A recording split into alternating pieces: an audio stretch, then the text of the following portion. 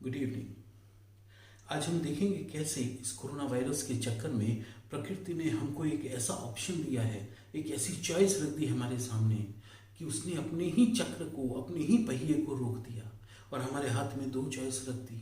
हमारा जीवन को दो पार्टों में बांट दिया, एक पीरियड बिफोर लॉकडाउन, एक लाइफ आफ्टर लॉकडाउन। ये दोनों हमारे हथेली पे रख दिया प्रकृति ने कि देख लो, तौल लो, समझ लो। क्योंकि तेज गति से चलता सदियों से प्रकृति का चक्का जो एक डायरेक्शन में घूम रहा था, अगर हम चाहें कि हम उसको दूसरे डायरेक्शन में घुमाएं तो इसके लिए पहली शर्त थी कि वो चक्का रुके। और प्रकृति का नियम है, प्रकृति का चक्का कभी रुकता नहीं है, लाइफ कभी रुकती नहीं है। वो एक तेज धारा की तरह, उसको रुकना कहीं इतिहास में आपने नहीं देखा होगा कि प्रकृति का प्रवाह रुका। लेकिन पता नहीं क्या विशेष परिस्थिति, क्या स्थिति बनी कि एक ऐतिहासिक घटना घटी हमारे साथ और प्रकृति ने अपने ही नियमों में कुछ हेरफेर कर दिया और समय का चक्र एक बार हमारे लिए रोक दिया। हमें लगता है ये हमारे लिए श्राप है, समय ही बताएगा कि ये हमारे लिए श्राप है कि वरदान है। आज तो बहुत तकलीफ हो रही है, लोग बहुत परेशान हैं, समय का पहिया तो रुक गया हमारे लिए और हमारे पूरे जीवन को प्रकृति ने स्प्लिट करके दो पार्ट में कर दिया, एक लाइफ बिफोर लॉकडाउन, एक लाइफ आफ्टर लॉकडाउन। लेकिन एक सवाल है कि प्रकृति का चक्का ये बहुत दिन के लिए रुकता नहीं है। ये एबनॉर्मल सिचुएशन है जो शायद हमारे पिताजी, हमारे दादाजी को भी नहीं कभी नसीब हुई होगी। उन्होंने भी कभी ये देखा नहीं होगा और कभी कहीं कुछ हमने देखा भी नहीं, पढ़ा भी नहीं, सुना भी नहीं कि ऐसा कुछ हुआ। ये एक अद्भुत घटना है। लेकिन अगर हमने इसको दोनों लाइफ को जांचा नहीं और फटाफट करके कुछ निर्णय नहीं लिए तो ये बहुत दिन रुकने वाला नहीं है। ये टेम्परेरी फेज है, ये निकल जाएगा और जो चक्का रुका प्रकृति का वो वापस घूमने लगेगा। अगर हमने देखा कि नहीं ये उस दिशा में घूम रहा था तो हमको तकलीफ दे रहा था, पहले वाली लाइफ को देख के हमको समझ में आई कि नहीं वहाँ तनाव ज़्यादा था, स्ट्रेस ज़्यादा, जीवन बोझ हो गया था, तो एक ऑप्शन है हम उस चक्के को दूसरी दिशा में घुमा सकते हैं। लेकिन हमको पहल करनी पड़ेगी, अदरवाइज अगर हमने कुछ नहीं किया तो ये चक्का वापस पहले वाली दिशा में घूमने लगेगा और इतनी स्पीड वापस पकड़ लेगा, फिर हम इसको रोकने की और बदलने की जीवन को कल्पना नहीं कर सकते। क्योंकि ये प्रकृति का नियम है, प्रकृति ही इसको बदल सकती है और उसी ने बदला है। अब इन दोनों लाइफ को, life before lockdown, life after lockdown, इन दोनों जिंदगियों को हमने जिया है, हमने देखा है, उनको जी कर देखा है, उनके परिणामों को जी कर देखा है। और अब हमको दोनों में तुलना करनी है, दोनों एक्सपीरियंस हमारे साथ हैं। अब हमको ये देखना है कि क्या कुछ करना है, क्या हमको दोनों में कुछ दिखा। अगर नहीं दिखा तब तो टंटाई खत्म, और अगर दिखा तो क्या कुछ चेंज करने की इच्छा हो रही है। अगर इच्छा नहीं हो रही है तो भी टंटा खत्म। हाँ, अगर कुछ चेंज करने की इच्छा हो रही है तो सोचना पड़ेगा, विचारना पड़ेगा। इस बार हम धोखा नहीं खाएंगे। इस बार पहले हम देखेंगे क्या बदलना है, क्यों बदलना है और कैसे बदलना है। क्योंकि हमेशा हम धोखा खाते हैं और फंस जाते हैं। इस बार हम धोखा नहीं खाएंगे। अगर बदलना है तो बहुत सोच समझ के बदलेंगे और अगर नहीं बदलना है तो वैसे ही चलेगा, चक्का फिर घूमेगा, जीवन वैसे ही चलेगा, लेकिन होगा भी वही जो पहले होता आया है। क्योंकि जब तक हम परिणाम को अगर बदलने की कोशिश करेंगे, उसके कारण को नहीं बदलेंगे, तब तक कुछ नहीं बदलेगा। हम सिर्फ, जैसे पिछली जिंदगी में हम सिर्फ कोसते ही आए हैं, कभी खुद को कोसा, कभी समाज को कोसा और कभी सरकार को कोसा। हम सिर्फ कोसते ही आए हैं। अगर परिणामों को कोसने से ही बदल जाती स्थिति तो हम अभी तक 1000 से ज्यादा बार तो स्थिति को बदल चुके होते, लेकिन कभी कुछ नहीं बदला। और पिछली जिंदगी में हमने देखा हम कैसी कैसी भीड़ में फंसे थे, हम कैसी कैसी दौड़ में उलझे हुए थे। हमारी एक इच्छा थी कि पेड़ के पत्ते हमको कलरफुल चाहिए और उसका इलाज हमने निकाला कि हमने पेड़ के हर पत्ते को हमने रंगना शुरू कर दिया। हर पेड़ के हर पत्ते को रंगना बड़ा ही स्ट्रेसफुल था और उसी से हमारा जीवन इतना स्ट्रेसफुल और पूरी लाइफ एक बोझ की तरह हमको लगने लगी। मदर नेचर को नया तरस आ गया हम पर और मदर नेचर ने इस बार क्या किया, हमारे हाथ में लाकर बीज ही थमा दिया। ले बेटा, बीज ही ले ले।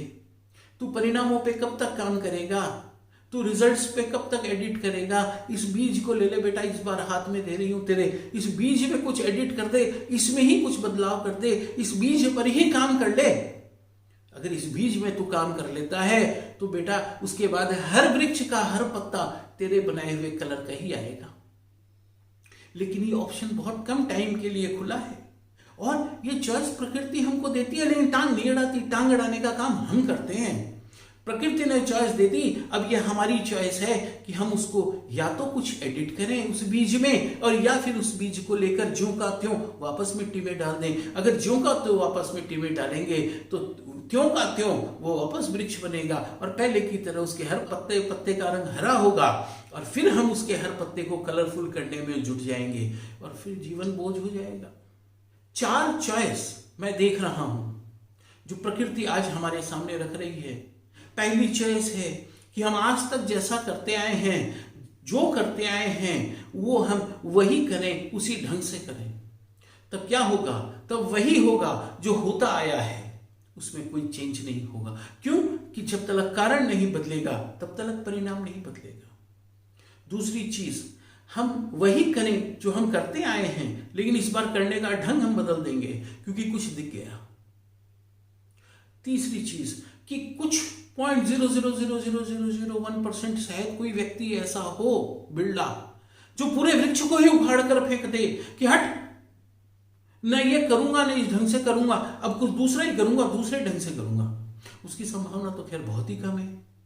लेकिन चौथी एक दशा और है जो सबसे विलक्षण है, और वो दशा है कि इस बार हम वही करेंगे जो करते आए हैं, उसी ढंग से हम करेंगे करते आए हैं, लेकिन अब हमारी नजर बदल जाएगी। हम चीजों को होते हुए जो देखते हैं उस देखने की हमारी नजर बदल जाएगी।